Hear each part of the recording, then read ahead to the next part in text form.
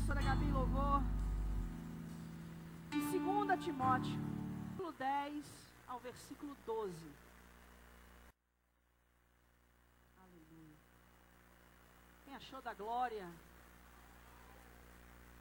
Porque Demas me desamparou, amando o presente século, e foi para Tessalônica, Crescente para a Galácia, Tito para a Dalmácia. Só Lucas está comigo. Toma Marcos e traze-o contigo, porque me é muito útil para o ministério. Também enviei Tíquico a Éfeso. Eu vou ler de novo. Põe a mão aí em nome de quem está do seu lado e diga: você é muito útil para o ministério. Senhor, fala conosco nessa noite, mais uma vez, em nome de Jesus. Amém. Senta dando glória para Jesus. Aleluia. Me perdoe pelo que eu vou fazer agora. Fica de pé de novo, por gentileza. Olha para quem está do seu lado e fala: você vai sentar. Dando glória a Deus. E o tamanho do glória que você vai dar é o tamanho da vitória que você vai levar.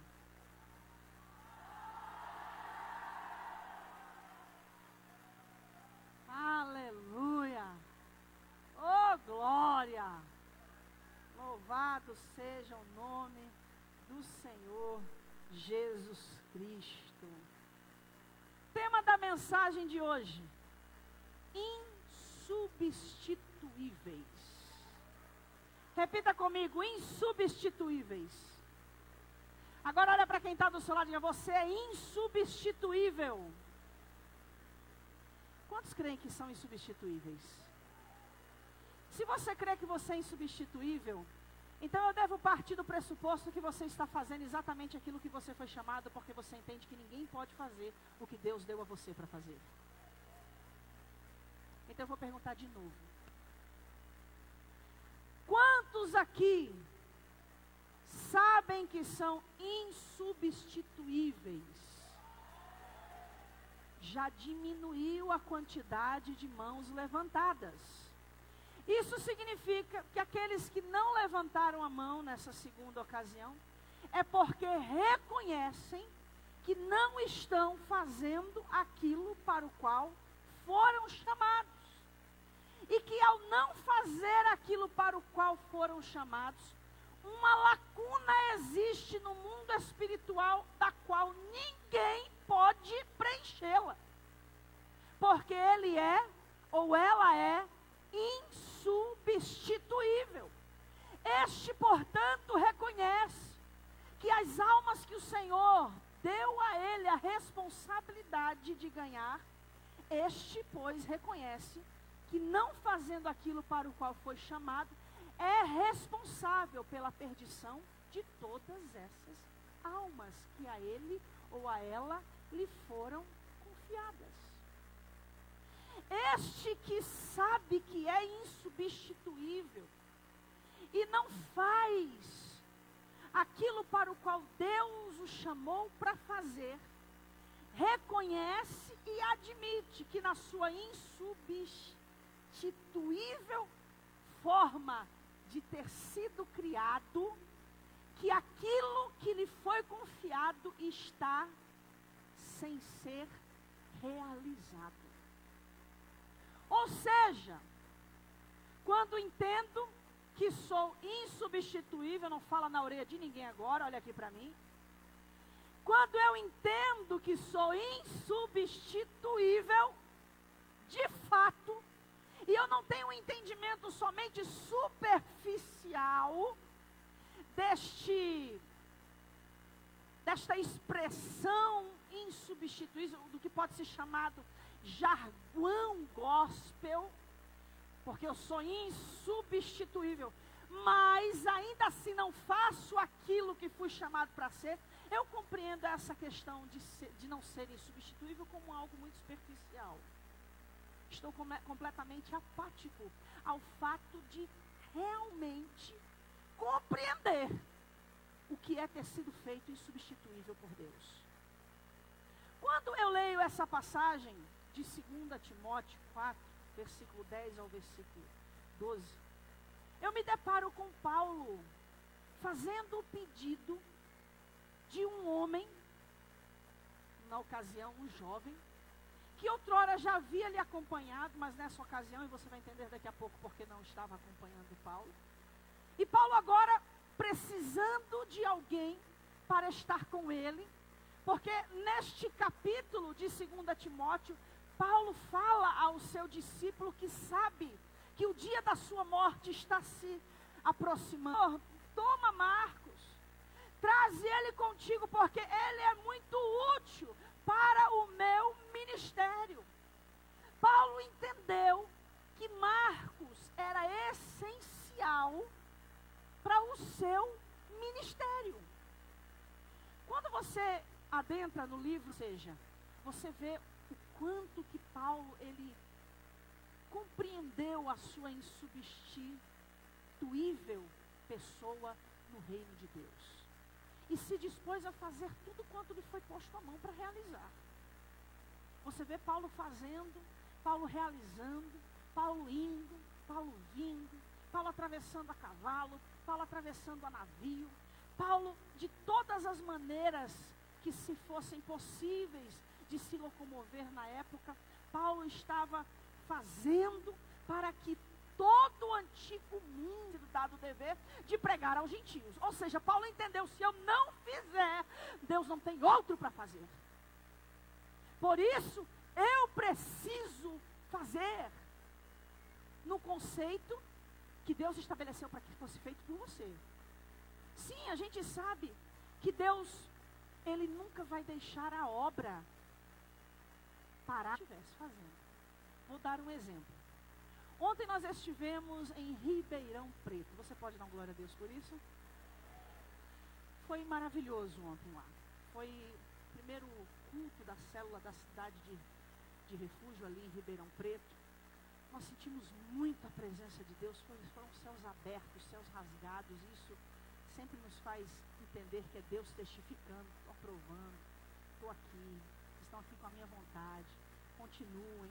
Isso é muito importante para a gente. E no final do culto, depois do louvor, da palavra introdutória, da ministração de dízimos e ofertas, da pregação da palavra, no final, nós apresentamos o presbítero Leandro e o diácono Raí como aqueles que vão estar responsáveis para estarem, o presbítero Leandro e o diácono Raí, para estarem indo para Ribeirão Preto. E no final, quando a gente já tinha encerrado o culto, o presbítero Leandro veio falar comigo junto com sua esposa. Pastora, e o Talents?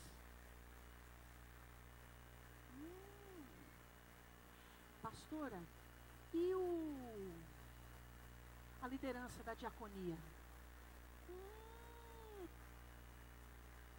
É um casal que está fazendo várias coisas na igreja. Sabe por quê? Porque você está com a tua bunda sentada aí, sem se dispor a fazer o que tem que ser feito. E geralmente, quem fica só com a bunda sentada na cadeira, começa a ver um monte de defeito.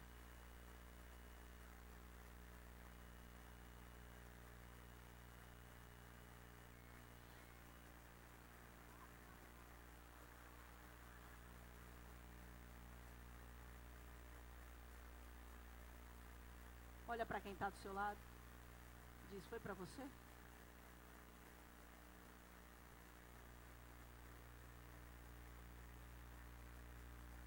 É óbvio que quando nós pensamos em enviar o presbítero Leandro e o diácono Raí para Ribeirão Preto, nós sabíamos que haveriam lacunas que seriam deixadas aqui na cidade de Refúgio Sede.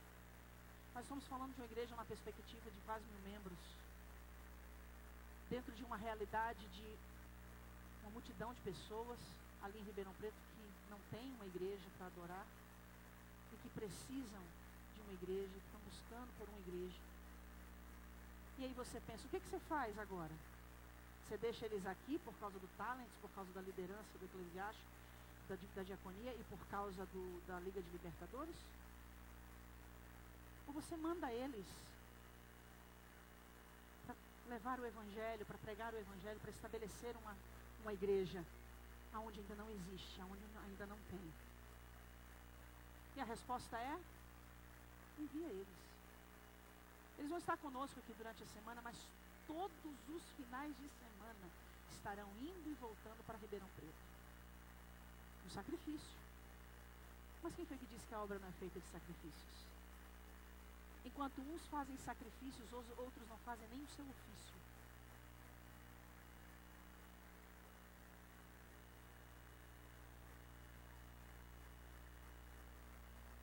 Minha esposa está na internet. Eita, ele fez assim, olha. Deixa eu falar uma coisa para você nessa noite. É muito importante você entender o que está sendo pregado aqui hoje. A obra de Deus, eu não estou falando dentro do contexto da cidade de refúgio, eu estou falando na obra de Deus em geral. Eu venho da Assembleia de Deus e eu também vi isso acontecer na Assembleia de Deus. A obra de Deus sempre sofre por causa daqueles que não entendem qual é a parte que lhes foi confiada a fazer. Esses são os que desertam. Por quê? Outro vai fazer no meu lugar. Nunca ninguém vai fazer o que Deus deu a você o privilégio de realizar. A responsabilidade é única e exclusivamente sua. Quando a gente entra dentro desse contexto, a gente percebe no livro de Atos, no capítulo 13 e no capítulo 14 de Atos, nós encontramos pela primeira vez a João Marcos. Esse a qual Paulo requisita em 2 Timóteo, capítulo 4. Mas nessa ocasião, a gente encontra João Marcos, ou Marcos, como a maioria de nós conhece, fazendo a obra, executando, realizando. Marcos era um jovem que tinha parentesco com Barnabé, que também era apóstolo. Escute isso. Esse Marcos acompanhou Paulo e acompanhou a Barnabé quando eles foram para Antioquia, quando eles estavam passando pela ilha de Chipre. Nesse específico itinerário, quando a viagem ficou mais difícil, quando a viagem se tornou mais perigosa, quando os riscos de se perder a vida por amor ao Evangelho começaram a ser mais evidentes, Marcos abandonou Paulo, Marcos abandonou a Barnabé e voltou para Jerusalém. É o típico discípulo que diz sim, mas retrocede, porque disse sim sem calcular o preço. Deserta, porque não calcula o preço ao dizer sim de tudo aquilo que está sendo comprometido com a sua disposição de fazer o ID. Ele fez muita falta a Paulo e a Barnabé. Ainda assim, Paulo e Barnabé cumpriram a sua missão, porque ainda assim, havendo muitos que não façam o que foram chamados para fazer, escute, Deus vai realizar a sua missão nessa geração. Quem vai perder a oportunidade de escrever história é você.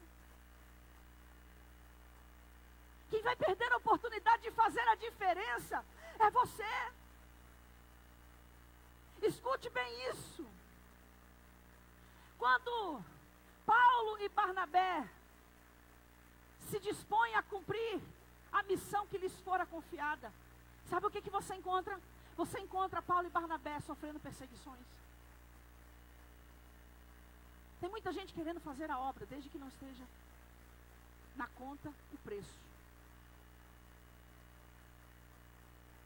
Paulo e Barnabé cumpriram a missão, ainda assim, tendo que sofrer diversas situações de apedrejamento.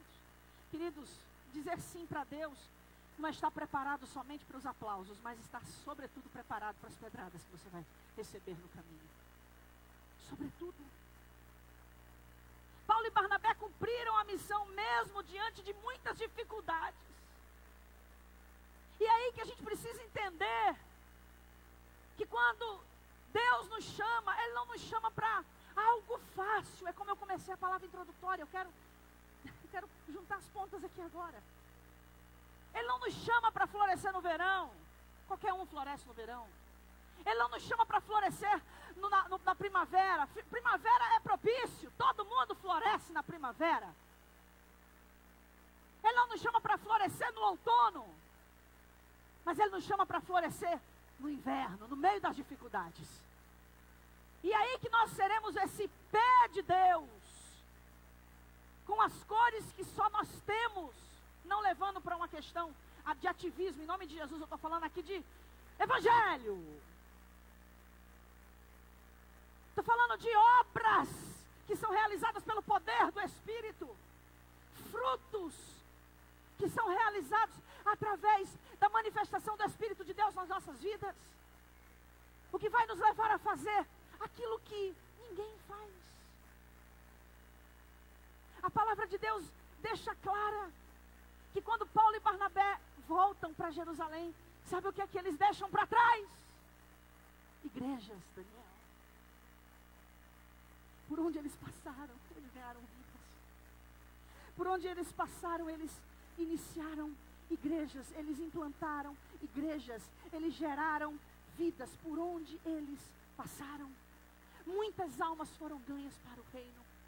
Mas Marcos, até aquele momento, deixa um legado de alguém que desertou, alguém que abandonou a obra. Surge então a ocasião de Paulo fazer uma outra viagem. Deus aponta para Paulo agora o lugar para onde ele iria. Deus tinha muitas vidas para ganhar naquela cidade. Deus tinha muitas almas para resgatar naquela cidade. E Marcos está ali arrependido porque desertou na primeira missão que recebeu. Mas agora está ali disposto. Agora eu não vou desertar, mas agora eu vou até o fim. Eu calculei o preço. Eu entendi quais são as dificuldades. Eu compreendi agora, Paulo e Barnabé, quais são os riscos que eu vou ter que correr. Só que Paulo, quando olha para Marcos, enxerga alguém inútil. Alguém que não fez o que deveria ter sido feito na hora para o qual foi chamado para fazer. Alguém que deu mais problemas do que soluções. Só que a palavra de Deus me diz que embora Paulo tenha se negado a levar Marcos com ele, Barnabé assume a responsabilidade. E isso é algo tão relevante nas Escrituras que chegou a causar divisão entre Paulo e Barnabé. Eles discutiram. Paulo diz, não vamos levar. Barnabé diz, não, oportunidade de novo para ele está arrependido. Mas ele deu prejuízo na primeira ida. Ele vai dar certo nessa segunda, Paulo acredita. E Paulo diz, ele vai largar a gente na mão de novo. Não, agora ele vai até o final, nem que ele tem que arrastar ele. Resumindo, ambos discordam. E como não poderão andar juntos se ambos não estiverem de acordo, Paulo vai para um caminho, Barnabé vai para outro caminho. Escuta isso aqui. Barnabé aponta aqui para a graça de Deus. A graça que nunca desiste de nós. A graça que sempre acredita. Ele não deu certo ontem, mas ele vai dar certo hoje. Até hoje, nesses 7 anos, não frutificou, não floresceu. Mas a partir de agora ele vai florescer, ele vai frutificar. Por isso, minha serva, que eu estou te usando para pregar essa mensagem. Hoje ele vai criar vergonha na cara. E hoje ele vai começar a dar certo. Por que, Deus? Porque eu usei Barnabé para mostrar que eu não desisto de ninguém. Porque vocês são insubstituíveis. Insubstituíveis. Aleluia. Barnabé decide, vou dar uma segunda chance para Marcos. Porque ele enxergava a obra que Deus tinha para fazer através da vida de Marcos. Sabe o que eu acredito? Eu acredito que Barnabé, ele tinha essa compreensão do quanto nós somos insubstituíveis para Deus. como valeu a pena Barnabé dar essa chance para Marcos. Escute, você está dentro de uma igreja que não desiste de você. Você tem pastoras que não desistem de você. Você tem uma plataforma ministerial para ser em Deus tudo quanto Deus te projetou para ser.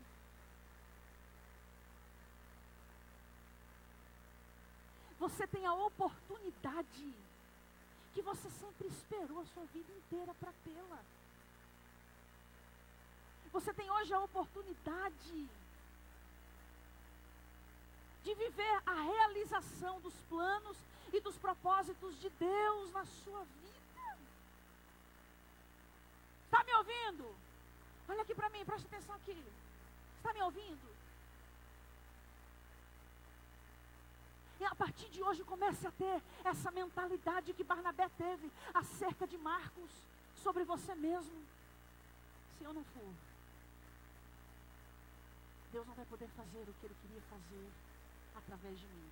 Ele vai fazer, mas não como Ele queria fazer. Mão no ombro de quem está do seu lado. E diga, você é insubstituível.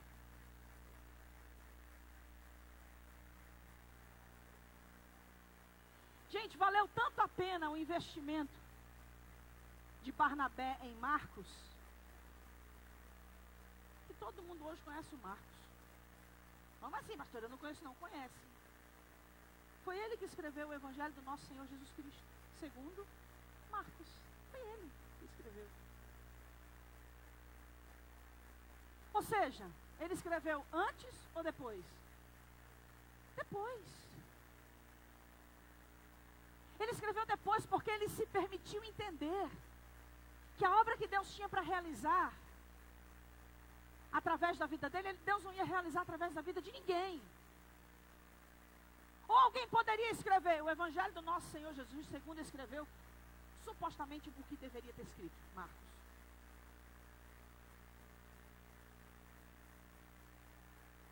Ninguém pode supostamente escrever a história que Deus quer escrever através de você. Ninguém. Ninguém. Paulo viu quanto foi bom Barnabé não ter desistido de Marcos. Porque dessa vez, Marcos, ele respondeu ao investimento. Responda ao investimento que Deus está fazendo na sua vida aqui nessa igreja, pelo amor de Deus. Responda. Responda ao investimento que Deus está fazendo na sua família, aqui dentro dessa igreja, pelo amor de Deus. Responda ao investimento que Deus está fazendo na sua vida espiritual desta igreja. Responda assim como Marcos respondeu a essa segunda chance. Responda a todas essas chances que ao longo desses anos Deus tem te dado. Sempre que a gente posta nas redes sociais o nascimento de uma célula, o começo de uma célula, a nossa rede social enche de pessoas pedindo mais igrejas ao redor do Brasil. Aí ontem na minha rede social alguém colocou assim, eita que bênção, chegou aí em Ribeirão Preto, abre um aqui em Guarulhos. Falei, como é que é o negócio? Aonde? Tem outro Guarulhos que não seja aqui? 25 minutinhos da sede? Ou eu estou enganada? Mas deixa eu te falar uma coisa, eu vou te falar uma coisa agora que você vai ficar doido. Tem gente que não vem no culto da noite porque diz que tinha que ter culto de manhã. Eu tenho certeza que se a gente começar o culto da manhã, essa pessoa vai dizer que não vem no culto da manhã porque tem que vir no da noite. Vamos lá, continuando. Tem gente que não vem no culto da noite porque diz que é 3 horas de culto. Mas quando serviu Satanás, ficava 5 horas na balada e não achava ruim. Tá?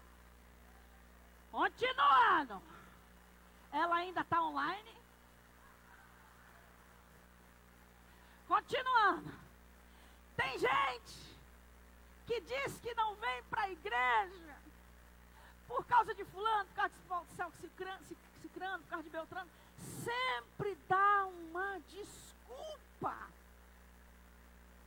Tem gente que mora em Guarulhos e pede para abrir uma igreja em Guarulhos. Essa pessoa, escuta, se nós abrirmos uma igreja na porta da casa dela, ainda assim ela não vai. Deixa eu te falar uma coisa em nome de Jesus. Quem quer, faz. Quem não quer, arruma desculpa. Em nome de Jesus, pare de arrumar desculpa e faça. Faça em nome de Jesus. Faça pelo amor de Deus. Faça valer a pena o investimento que Deus fez na sua vida. Faça valer a pena o sacrifício de 2 ministérios que poderiam estar ganhando o mundo hoje, mas estão aqui por causa de você. Faça valer a pena, em nome de Jesus. Responda ao investimento de Deus.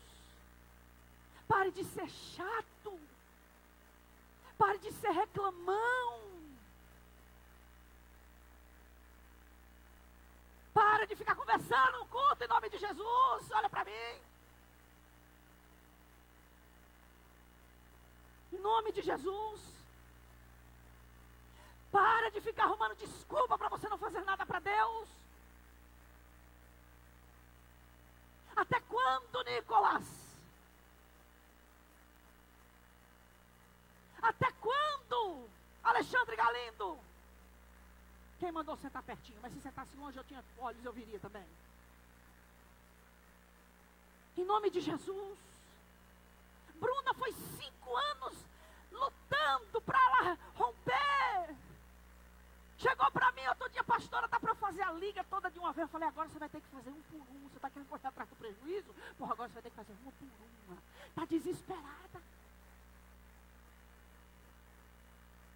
Em nome de Jesus. Para com esses altos e baixos. Marcos deu uma mancada na vida. Tem gente que está dando mancada toda hora. Todo dia. Todo ano. Todo ano é uma desculpa diferente. Todo ano é uma disposição diferente. Uma indisposição diferente. Responda ao investimento de Deus. Marcos respondeu ao investimento. Marcos respondeu ao discipulado. Responda ao discipulado que você está tendo. Responda. Entenda quem você é em Deus, pelo amor de Deus. Pastora, você está desesperada? Estou completamente desesperada. Eu me desespero todos os dias. Quando eu vejo que nós poderíamos estar dando luz à frente, se todo mundo tivesse entendendo o tempo que nós estamos. Se todo mundo estivesse enxergando as almas que estão perecendo. Se todo mundo estivesse ouvindo o clamor das almas que estão clamando. Por isso que todos os dias eu fico um pouco mais desesperada.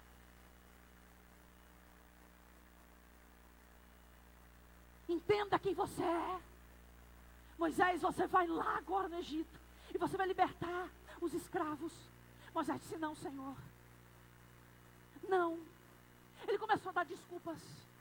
Ele disse, olha, quando eu saí de lá, Faraó estava procurando me matar. Aí Deus vai e diz, não preocupa não, eu já matei ele. Entendeu? Entendeu? Eu vou falar de novo. Moisés vai libertar o povo do Egito. Não, Senhor, porque quando eu saí de lá, Faraó procurava me matar. Moisés, volta, porque aqueles que procuravam pela tua alma, eu já fiz descer a sepultura. Sabe o que Deus estava dizendo para Moisés? Você não tem desculpa, eu já tirei todos os obstáculos que tinham diante de você, Moisés. Vai! Vai!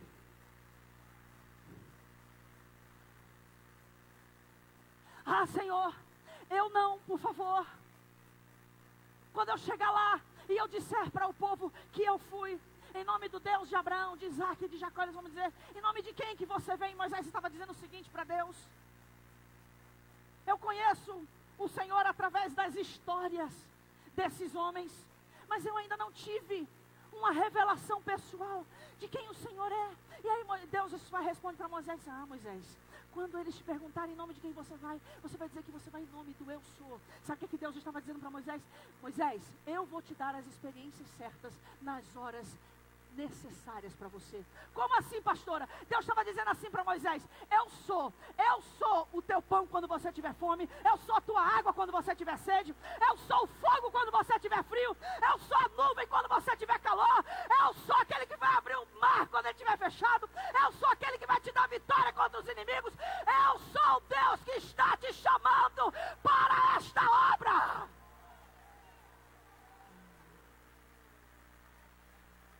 Aleluia!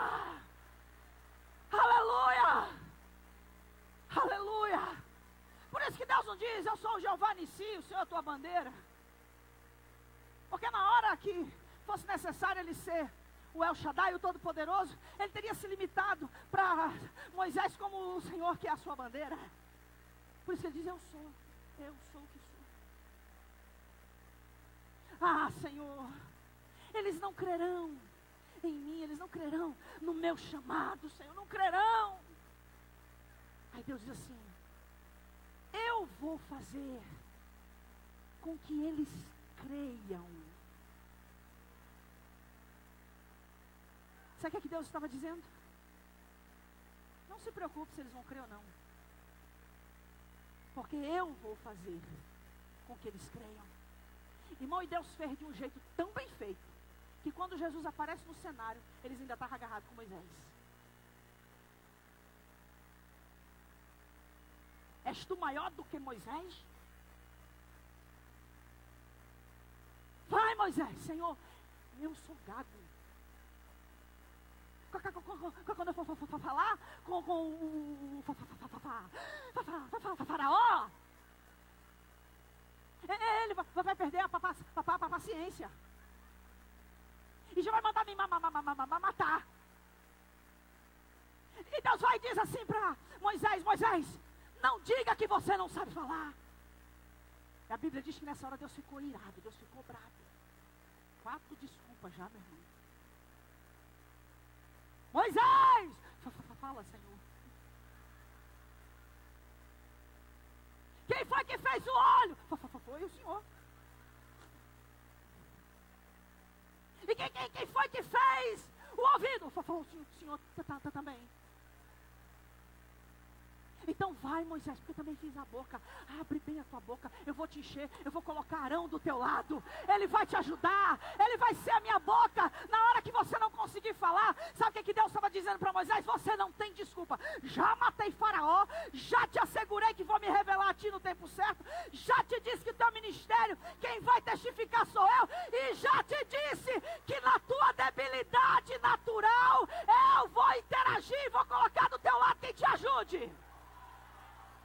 Resumindo, Deus estava falando para Moisés: eu não tenho outra pessoa, Moisés, porque quando eu te criei, nesse tempo Cronos, lá no Kairos, eu já tinha decidido que era tu que eu ia usar nesse tempo determinado. Se tu não for, eu não tenho outro para enviar. Ou se eu enviar outra pessoa, não vai ser a mesma coisa, Moisés. Tu vai libertar de 3 a 4 milhões de pessoas. Se eu enviar alguém, vai ser 1, 2 no máximo. Porque o que eu designei que vai acontecer como reação do seu sim para o meu chamado tem proporções inimagináveis. Será que você entende isso? Para terminar,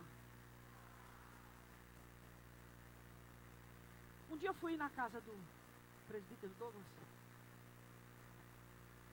Cheguei lá, fechadura não é chave, é pela digital. Aí ele ficou lá conversando com a pastora Rosane quando saiu do elevador, e eu sou assim, né, sanguíneo.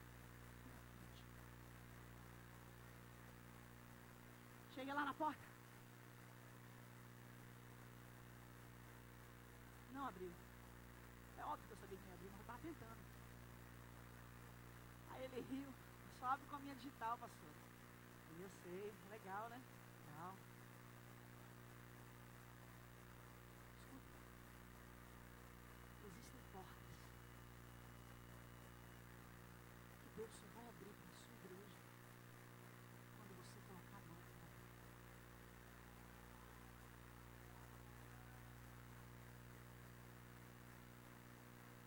Entendeu, Vera? Sabe por que tu não morreu? Porque a obra não acabou ainda na tua vida. Escuta aqui, ó, presta atenção aqui. Estava assistindo um filme essa semana, que a tecnologia está aumentando, né? O cara chega na porta, não tem reconhecimento da íris, dos olhos, não tem reconhecimento de voz, não tem reconhecimento digital. Ah, a porta abre.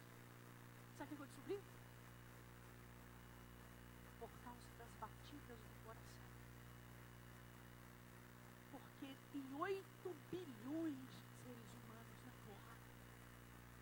Cada coração bate de uma forma diferente. Deus deu a você uma identidade digital. Sabe por que Deus deu para você identidade digital?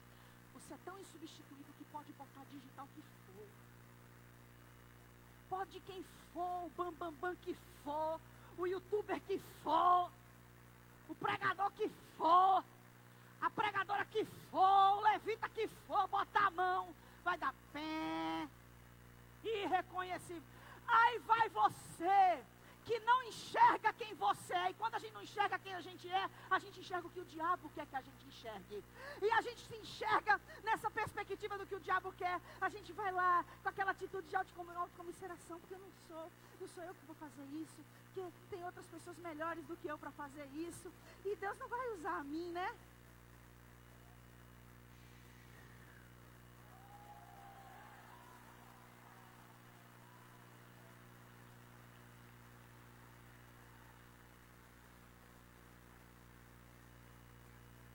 A vara na mão de qualquer um seria apenas uma vara, mas nas mãos de Moisés ela abriu o mar.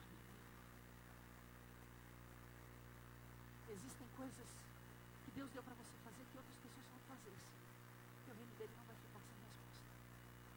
Mas existem maravilhas que só vai acontecer quando você colocar a mão na mão.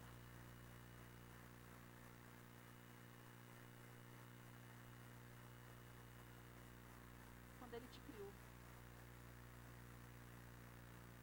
E quando ele te criou, ele dançava sobre você. Você sabia que a corrente sanguínea que passa nos seus vasos, nos seus capilares, nas suas veias, nas suas artérias, elas têm um som? Você sabia? As letras do seu DNA, nelas está escrito o nome de Deus, Yahvé. Todo ser humano tem o mesmo código em uma parte determinada do seu DNA, que estabelece o nome de Deus. Quando ele estava te criando, ele estava dançando sobre você, bailando sobre a sua existência, declarando o que você seria, declarando a diferença que você faria na sua geração, liberando sobre a sua vida uma palavra rema, estabelecendo sobre você chaves no tempo. Quando ele criou Martin Luther King, ele criou para aquele tempo, ele foi relevante para aquele tempo, porque era aquilo que Deus queria. Quando ele criou Abraham Lincoln foi relevante para os seus dias. Martin Luther King, hoje Abraham Lincoln talvez não fizessem tanta diferença assim, mas naquela época em que eles nasceram, eles foram relevantes para o seu tempo. Quando Deus criou você, ele criou você com essa relevância insubstituível para o seu tempo. Deus está nessa noite te trazendo a consciência de que se você não fizer, outra pessoa não poderá fazer no seu lugar. Não poderá fazer no seu lugar. Olha para quem está do seu lado. Diz: existem portas no mundo espiritual que só vão se abrir quando as suas mãos estiverem colocadas no arado.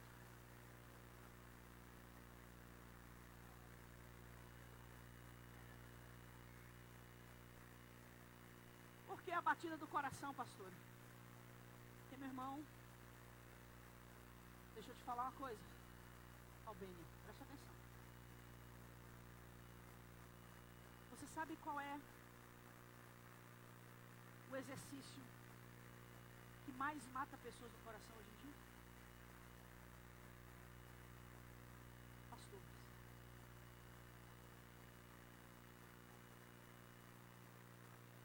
Eu não posso falar profissão, porque ser pastor não é profissão. É chamado.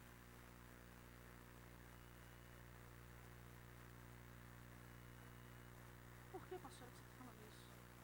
Porque quando Deus te dá um chamado, Ele te dá um coração preparado para o chamado. Te dá um coração preparado. Então ele morreu de infarto porque o coração dele estava preparado. Não, estava preparado até aquele momento, porque ninguém morre de véspera. Crente não morre de véspera. Então esse coração que Ele te deu, Ele deu um coração para aguentar os trancos que tu vai ter que aguentar para fazer a obra dele. Esse coração que Ele te deu é um coração preparado, como foi para Paulo, que sofreu tantos açoites, sofreu não sei quantos naufrágios, prisões, apedrejamento. Esse coração. Se Paulo tivesse um coração raquítico, Paulo teria feito a obra que Deus deu para ele fazer? Não. Olha para quem está do seu lado. Diz: dentro desse peito aí bate um coração de acordo com o propósito para o qual ele foi desenhado. Só quem crê nisso dá glória para Jesus.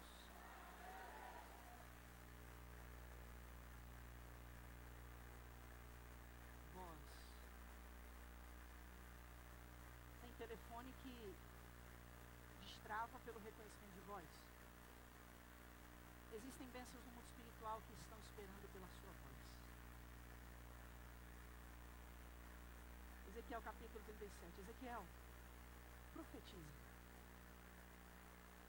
E diz aos ossos secos, ouvi a palavra do Senhor.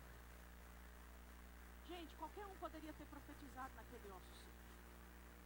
Mas era a voz de quem que Deus queria que profetizasse? Então profetizei, como se me deu ordem. E houve um reboliço, enquanto eu profetizava. Ele não tinha nem terminado, o reboliço já estava acontecendo. Quando você começar a abrir sua boca, meu irmão, antes de você fechar, Deus já vai estar fazendo reboliço no mundo espiritual. Porque é a tua voz que Ele quer ouvir. Aleluia!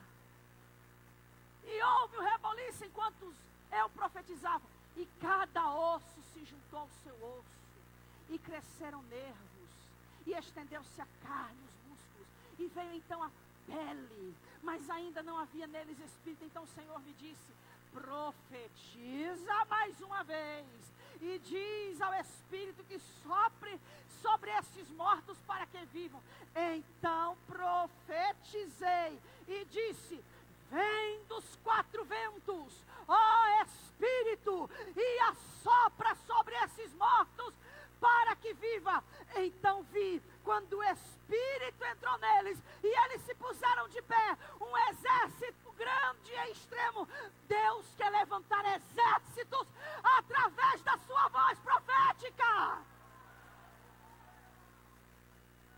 Aleluia! Íris dos olhos. Ninguém tem a digital igual a sua, batimento cardíaco igual ao seu, voz igual a sua, nem a íris dos olhos igual a sua. Tudo isso são que te tornam únicos. O maior cientista em know-how do mundo não consegue criar com essa distinção com que Deus criou. eles criam, mas criam e replicam em séries aquilo que outrora foi criado. Deus não criou réplicas. Deus criou pessoas distintas e cada uma delas para um propósito distinto. Íris dos olhos. Tem coisas que ninguém vai enxergar, querido. Mas você vai enxergar, sabe por quê? Porque não é com ele ou com ela que Deus tem plano para fazer aquilo. É com você. Já viu aquela situação que você chega num lugar, aí você olha para aquele lugar. Bom, vou dar um exemplo aqui da sede. Eu lembro que quando nós alugamos aqui a primeira igreja, isso aqui era um estacionamento. Irmão, isso aqui era uma coisa terrível, era horrível. Era um caos, você tem noção? Aí onde está o David, até na cabeça do David, era água. Quando enchia, quando chovia, enchia isso aqui de água. Barro, sujeira, caos. Sabe o que foi que nós fizemos quando nós alugamos a igreja aqui do lado? Mandei pendurar um monte de faixa com o nosso nome, com o nosso ministério. Aí me perguntaram, pastora, por que vocês fazem isso? Então disso aqui vai ser nosso. O pastor é doido, esse negócio aqui é muito fervoroso. Eu via porque eu sei que eu fui criada para esse propósito. Rosânia via porque ela sabe que foi criada para esse propósito. Tem coisas que ninguém vai enxergar. Porque não é para ninguém enxergar, é para você enxergar. Mas parte do primeiro princípio, você precisa primeiro se enxergar. Para você enxergar o que Deus tem na sua vida. E hoje Deus quer que você saia daqui se enxergando, se vendo como alguém insubstituível. Insubstituível. Sabe por que Marcos foi uma figura relevante em seu tempo? Porque ele entendeu que era insubstituível no plano de Deus. Você quer ser uma figura relevante nessa geração? Descubra a você mesmo como alguém insubstituível no plano de Deus. Em nome de Jesus. Uma salva de palmas para Jesus.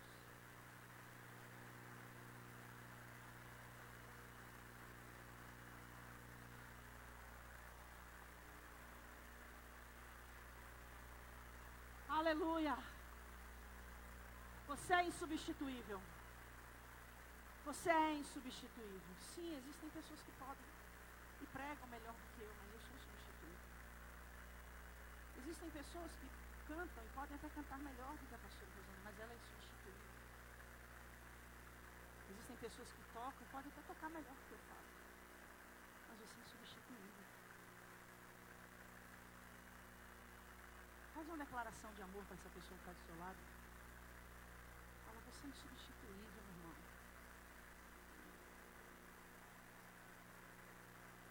Comece a se tratar como alguém insubstituível. Viu, Israel? Insubstituível. Viu, Tiago? Insubstituível. Viu, Sérgio Cunha? Insubstituível. Viu, manhã? Substituível. Insubstituíveis. Quando a gente se enxerga como insubstituível, a gente não lamenta o que poderia ter sido. A gente se alegra porque a gente descobriu quem a gente nasceu para ser. Eu não lamento porque não prego para 130 mil pessoas no Gideões. Eu não lamento porque não prego mais na Igreja Batista da Lagoinha. Se me convidar, eu nem vou.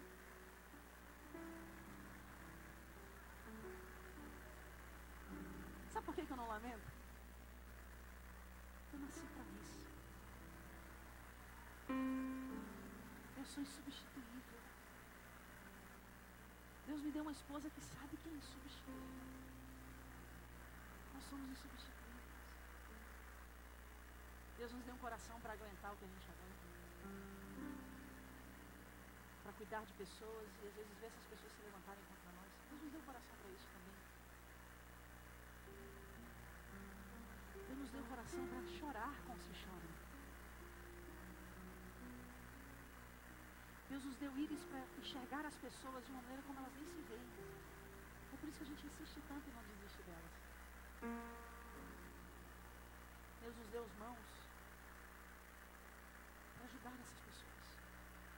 orar por essas pessoas, para serem mãos libertadoras sobre a vida dessas pessoas. Deus me deu uma voz que vai destrancar o destino dessas pessoas, como tem destrancado muitos aqui. E tem muito mais pessoas que virão. Muito mais. Se enxergue. Marcos se enxergou. Pisou na bola a primeira vez. Se enxergou. Não posso fazer isso de novo. Eu sou indispensável, eu sou insubstituível. Voltou lá e fez bem feito. Fez tão bem feito que Paulo disse: traz Marcos para mim porque ele é muito útil para o meu ministério. Um dia ele foi inútil, mas agora ele é útil. Não importa o que você foi até hoje. Não me cabe dizer se você foi inútil até hoje. Isso cabe a você reconhecer. Mas passe a ser útil para o reino de Deus. Passe a fazer a diferença para o reino de Deus. Vai chamar o louvor que não está, por favor. Feche os seus olhos, por gentileza. Senhor, eu quero orar por aqueles que se sentem inúteis no reino de Deus. Eu quero orar por aqueles que não acham que são essenciais. Não conseguem se enxergar da maneira certa, da maneira devida. Não conseguem se ver assim. Porque não conseguem se ver assim, invagado na caminhada da vida. Suas mãos não abrem portas mais. Sua voz não profetiza mais sobre os vales. Seus corações não se dispõem a enfrentar as dificuldades para estabelecer o seu reino. Seus olhos não enxergam além das possibilidades e limitações naturais. Pai, em nome de Jesus, abre os olhos dos teus filhos e das tuas filhas nessa noite. Faça-os enxergar quem eles são no teu reino, na tua obra, que para que possam então enxergar o que o Senhor tem para fazer através de suas vidas. Que eles disponham as suas mãos ao arado, que Ele disponha sua voz, que Ele possa dizer, como a gente diz ao cantar aquele hino: o que for fazer nessa geração, não faça sem mim.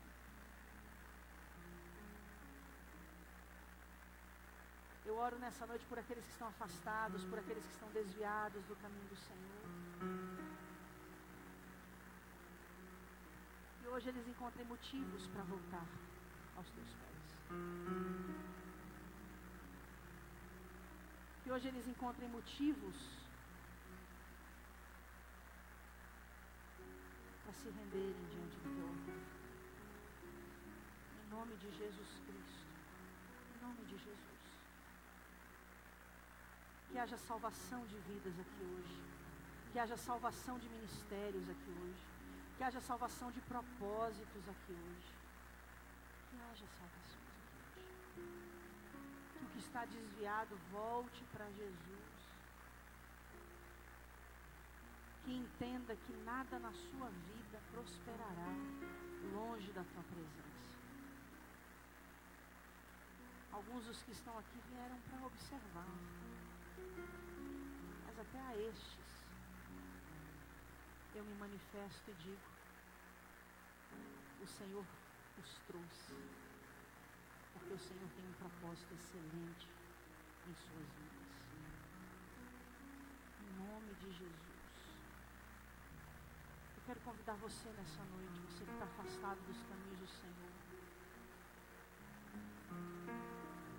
Sai do seu lugar, vem aqui na frente. Você que entrou por aquelas portas ali sem uma visão propósito, sem uma visão de destino. Sai do seu lugar. Vem cá, vem entregar sua vida para Jesus. Ele quer mudar a sua história.